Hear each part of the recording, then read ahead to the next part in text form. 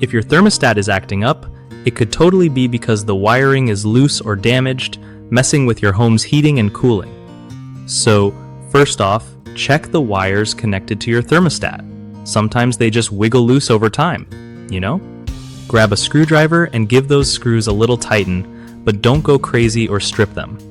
If any wires look frayed or broken, you gotta swap them out with new ones that match the gauge and type. Before you do anything, make sure to switch off the power to the HVAC system at the breaker so you don't get zapped. When you reconnect the wires, double check your matching colors right. Usually red is power, white is heat, green is fan, and yellow is air conditioning, but it might differ. After tightening and fixing wires, pop your thermostat cover back on and turn the power on to see if things are running smooth.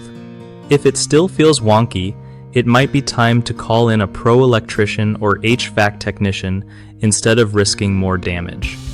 Keeping your thermostat wiring solid means your system won't freak out and keeps your house comfy all year long.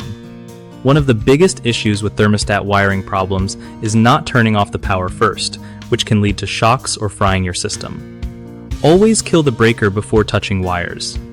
Another common mistake is mixing up the wire colors or terminals, causing the HVAC to run wrong or not at all.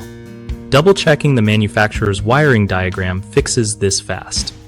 Lastly, ignoring small signs like intermittent heating or cooling can let minor wiring problems turn into bigger, pricey repairs later on.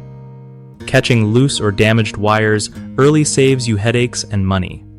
BigHomeProjects.com helps homeowners by connecting them with trusted local contractors who actually know their stuff and get the job done right.